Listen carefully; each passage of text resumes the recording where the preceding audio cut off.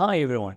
In today's video, we're going to code a graph convolutional network with mini batch training. We're also going to look at one of the works in this field, which is Cluster-GCN. So let's get started. So before I start, I just want to talk about neural net in general and why do we need batch training at the first place? And what is mini batch training? Why it's called this way? So I'm going to read from my notes. I could type this in, but handwritten notes give me freedom just to draw shapes like this. So neural nets learn by seeing samples from the training set, then adjusting the weights so as to make the actual output more like the desired target value. So you feed samples to the neural net, you compute the loss, you backpropagate, adjust the weights to make the output values as close as possible to the desired target value.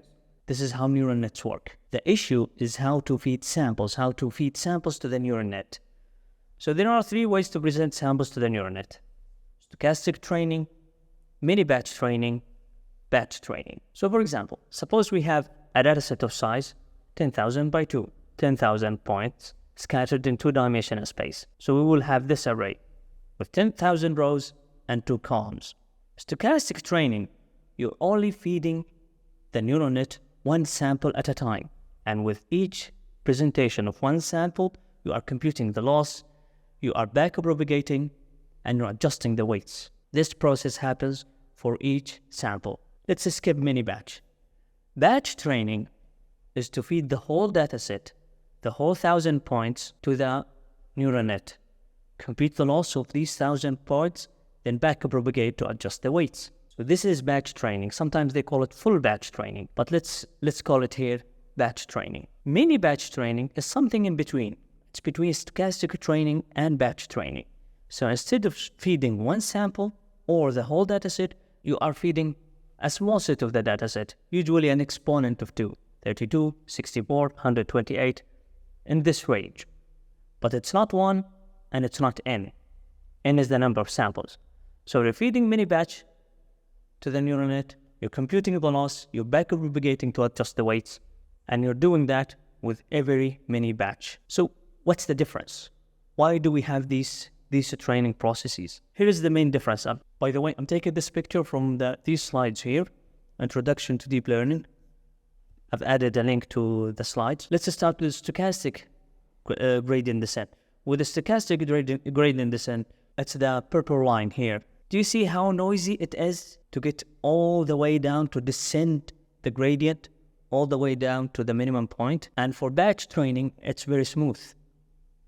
You're going all the way, it's smooth to do a gradient descent. But with mini batch training, it's somewhere in between. It's not that noisy, but at the same time, it's not that smooth. Because at the end, you need this small noise in your gradient descent just to speed up the convergence of the neural net. So just to understand why noise is good in doing stochastic gradient descent, let's read this book chapter, Efficient Backprop, by Jan LeCun and others. This book chapter came out in 2012. So here they say, these advantages stem from the same noise that makes stochastic learning advantageous. This noise, they're talking about this noise here, the change in direction along the gradient descent.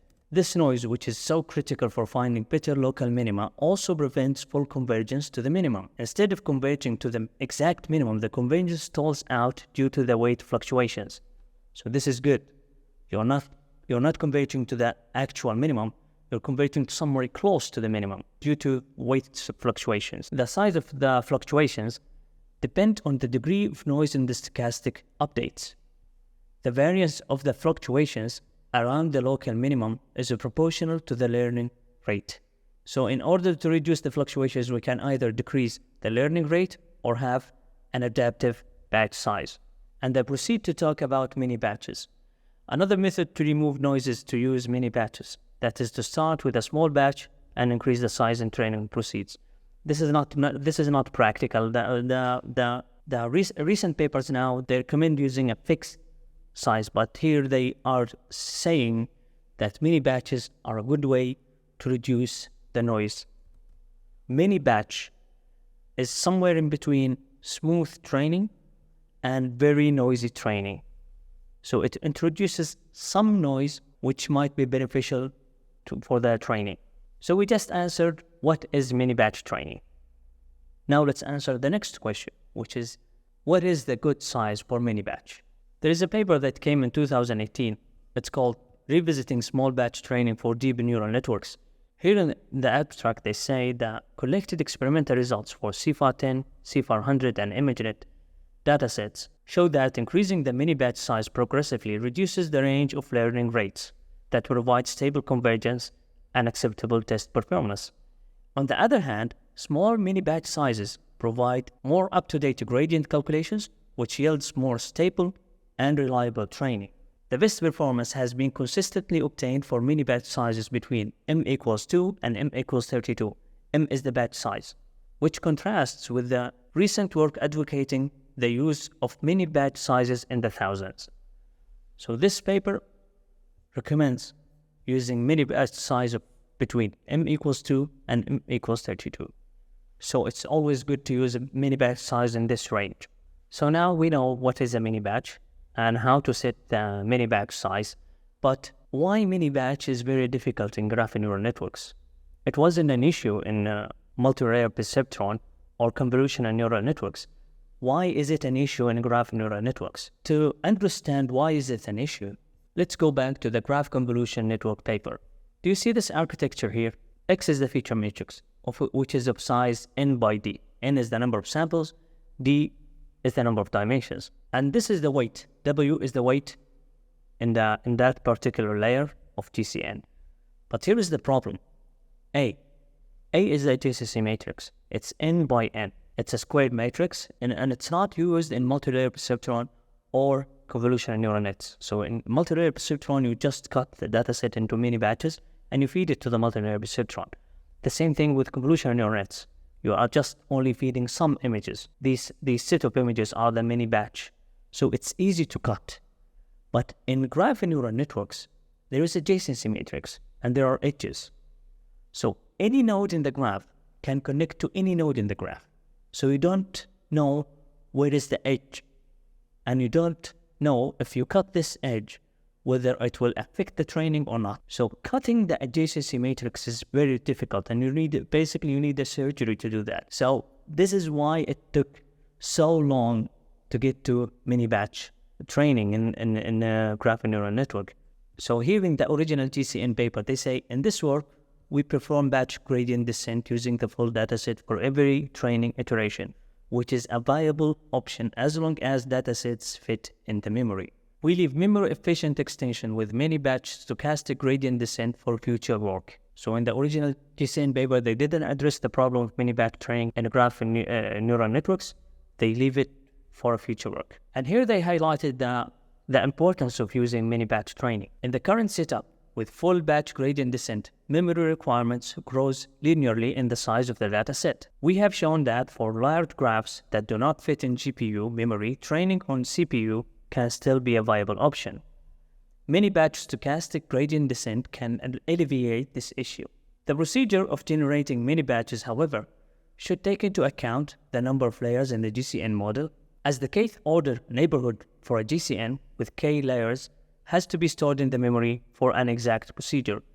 For very large and densely connected graph datasets, further approximations might be necessary. Here they highlighted that larger graphs do not fit in GPU memory, and we have to use mini-batch training for the graph neural networks. They also highlighted why it's difficult, because you need to consider the kth neighborhood for each GCN layer. And they didn't rule out using approximations because they knew that would be necessary to use approximations, and this would be one of the trade-offs of using mini-batch training in graph neural networks. So just to wrap this section, why is it difficult to do mini-batch training in graph neural networks? It's because of the adjacency matrix and because nature of graphs where every node is allowed to connect to every node, and just cutting the adjacency matrix is not straightforward because you might eliminate some edges that are very useful for training. One of the methods to do mini-batch training on graph neural networks is Cluster-GCN. Here's the paper for Cluster-GCN, an efficient algorithm for training deep and large graph convolutional networks. It came out in 2019. So down here they say, now we formally introduce Cluster-GCN. For a graph G, we partition its nodes into C groups.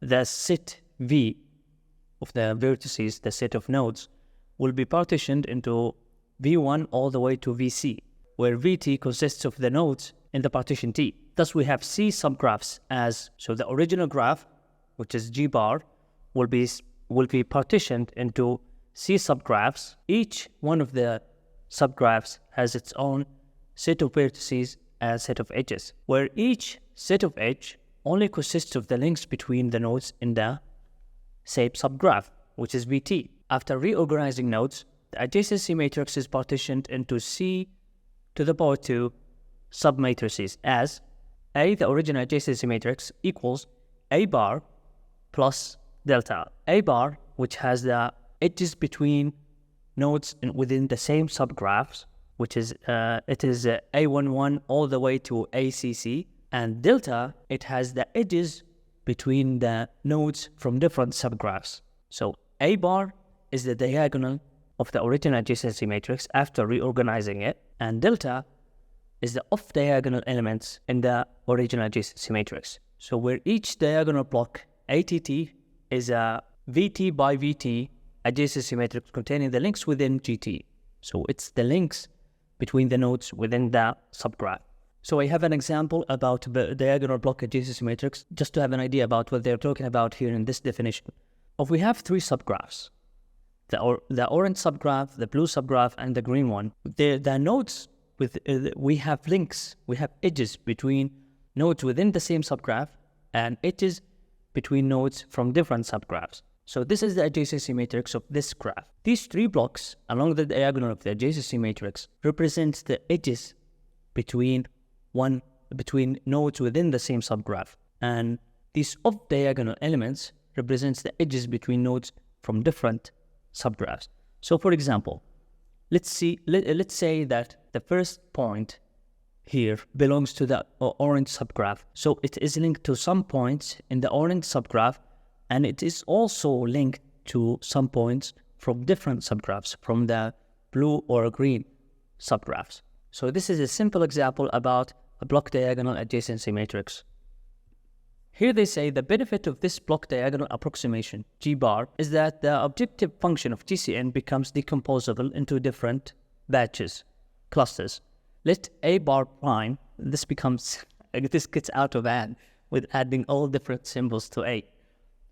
Let A bar prime denotes the normalized version of A bar. So A bar prime is the normalized version of A bar. The final embedding matrix becomes, so this is the original objective function in GCN. Just look at this part here, the A bar prime multiplied by X multiplied by the weights of the first layer. It's the same as equation number 9 in the original GCN paper. Here, this equation. This is the GCN objective function. So what they are suggesting in Cluster-GCN is to just decompose this objective function into multiple parts. Each one is specific to one of the subgraphs. So the first objective function is to the block diagonal, the first block diagonal of the adjacency matrix, all the way to CC. So we are using these blocks here, one block with each objective function, all the way to ACC, the final subgraph in the adjacency matrix. So this is how do we decompose the original objective function of GCN into multiple parts just to use it for mini-batch training. We use graph clustering algorithms to partition the graph. Graph clustering methods such as Metis and graphclus aim to construct the partitions over the vertices of the graph such that within clusters, links are much more than between clusters links to better capture the clustering and community structure of the graph. So these two clustering graph partitioning methods, Metis and graphclus, their objective function just to maximize the within cluster links, within cluster edges, the edges between nodes within the same cluster, and minimize the edges between nodes from different clusters. So what Cluster-GCN first uses one of these graph partitioning methods to find the block diagonal adjacency matrix. Then it just sets off diagonal elements, which is the edges between nodes from different clusters. It sets all these edges to 0 It basically eliminates all edges between nodes from different clusters and feeds each one of the block diagonal elements into GCN as a mini batch training. So this is the GCN. This is an edge in the original GCN algorithm, and this edge got cut by the Cluster-GCN. Here they saying that the neighborhood expansion difference between traditional graph convolution and our proposed cluster approach, the red node is the starting node for neighborhood nodes expansion. Traditional graph convolution suffers from exponential neighborhood expansion, while our method can avoid expensive neighborhood expansion. So they're saying here that these changes here did not propagate to the other subgraph because they got disconnected by the graph partitioning method. But in the original GCN, because the graph was passed as a whole to the objective function, it suffers from neighborhood expansion. So this is one way to look at it. But another way to look at it, that if this edge got cut by the graph partitioning method, then it was useful for training. Here they have another visualization for the Cluster-GCN. They start with the first epoch. They start with the block diagonal and the adjacency matrix, and as they refine the graph with the GCN training, they end up with this adjacency matrix. Another experiment they done in the Cluster-GCN, they used random partition where they just cut any edge and they group points into clusters randomly, and the clustering partition using Metis or calculus. So there's a cluster. The clustering partition provides better performance than random partition. So let's look at this graph partitioning method, Metis. So it was introduced in this paper back in 1998. I know it's very old, but this is machine learning. This is computer science. You could go back to the 80s, to the 70s. This paper is called "A Fast and High Quality Multi-Level Scheme for Partitioning Irregular Graphs."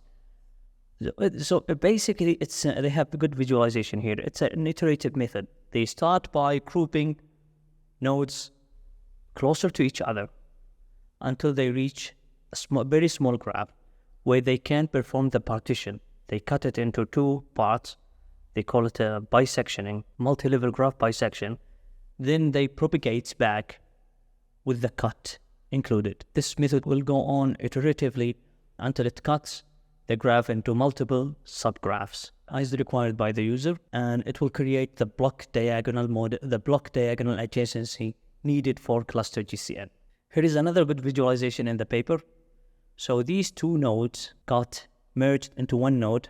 It has a label of 2, and these 5 nodes got merged into one node. It has a label of 5. You might ask why they didn't use spectral clustering. Spectral clustering, you have to fit the whole graph into memory and perform eigendecomposition. If you have the chance to fit the whole graph into memory, you could use GCN at the first place. You wouldn't go for mini-batch training. You don't reach this stage of mini-batch training unless your graph does not fit in the GPU memory. So you have to do these iterative methods. I know spectral clustering could be useful in these cases, but it also suffers from fitting the whole graph into memory, and this is what we are trying to avoid from the beginning. We don't want to fit the whole graph into memory because we don't have the memory to fit the graph into. Now I'm ready to explain the code. So I borrowed some code from pytorch-geometric tutorials. I have a reference to pytorch-geometric paper and a reference to Cluster-GCN paper. First, I installed the pytorch-geometric.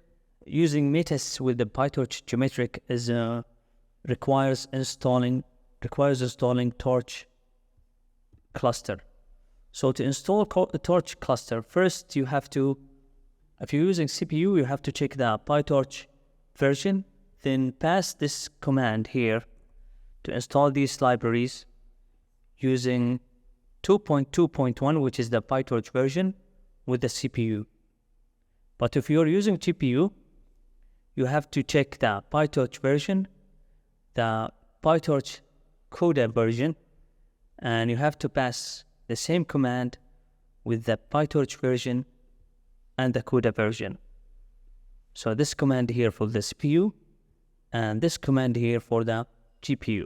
In this notebook, I'm using the CPU, so I checked the PyTorch version. I didn't have to check the CUDA version because I'm not using that, but I checked it anyway. I put the command hit there, and I'm installing these libraries using this version of PyTorch and that CPU. So after installing these libraries, I'm importing the libraries, setting the random seed and the dark background. I'm importing PubMed from pytorch-geometric, and I'm printing some statistics about it. So it has 19,717 nodes in the graph, and the edges are 88,000. The average node degree is 4.5. This is how many nodes each node is linked to. This is the GCN architecture. I didn't change the GCN architecture. It's the same for full batch training and mini batch training. I am initializing the GCN with the 16 hidden channels, and I'm using the learning rate of 0.01 and the cross entropy loss to compute the loss. This is the function for training and function for testing. Here I'm training with the full batch. You can tell because I'm using one for loop for epochs. I don't have a loop for the batches. So this will call the train dataset with all nodes in one batch. After 100 epochs, I'm getting 100% on the training dataset, and when I'm testing, I'm getting 76%. And here is the point of the video: the mini batches on the graph neural networks. So I'm using ClusterData and ClusterLoader from pytorch-geometric. Let's read about these two classes from pytorch-geometric documentation. So ClusterData, it clusters partitions a graph data object into multiple subgraphs as motivated by the Cluster-GCN paper. The parameters: data, it's the graph object. So in the notebook, we passed data. And we're also specifying number of parts equals 128. Number of parts is the number of partitions. How many partitions, how many clusters we are partitioning our graph into. Here in ClusterLoader, it is the data loader scheme from the Cluster-GCN paper, which merges partitioned subgraphs and their between cluster links from a large-scale graph data object to form a mini batch. ClusterData will cluster the graph into 128 partitions. And ClusterLoader, it will load the cluster data into batches of size 38, not 38 nodes, but 38 subgraphs. So we have 128 subgraphs. If we group 32 subgraphs into one batch, we will end up with 4 mini batches. So the first mini batch has 4,961 nodes. The second mini batch has 4,912 nodes. The third batch has 4,915 nodes. And the fourth batch has 4,929 nodes. And this is the number of edges in each batch. Now we are using another function called train batch, where we are looping over the train loader. So before in the train function, we are just using full batch training. Now we are using mini batch training. So we're looping over the train loader. We're getting the predictions. We're calculating the loss, and we are backwarding and optimizing. We are getting 100% training accuracy after 100 epochs. So can you notice the fast convergence of the neural net? We're hitting 100% after 30 epochs, but when we use the full batch, we didn't hit 100% until 90 epochs. So this is the first observation about mini batch training, faster convergence. And the test accuracy, we are getting 77%, which is higher than the test accuracy we got for the full batch. Why did we converge faster in mini batch training? Let's get back to the basics. Do you see this stochastic gradient descent graph? So in the full batch training, we are following this path, which is very smooth towards the exact minimum. So what full batch training is guiding us towards the exact minimum. But the 100% training accuracy, it might not be 1 point in the gradient function. It might be a region, and there's a group of points that minimizes the loss. So with these jumps, this noise, we are getting to that region faster than a smooth walking to the exact minimum. So with these noises, left and right, back and forth, with the weight fluctuations, we landed into the solution region. Let's call it the solution region, the 100% training accuracy. We landed into the solution region earlier than just trying to travel smoothly to the exact minimum. So this basically highlights the benefits of mini batch training in graph and neural networks and in neural networks in general. That's it, guys, for today's video. I hope it was useful. If you find this video helpful, please like and subscribe. By the way, you can find a link to the notebook I'm working on in the description below. Thanks for watching. Bye.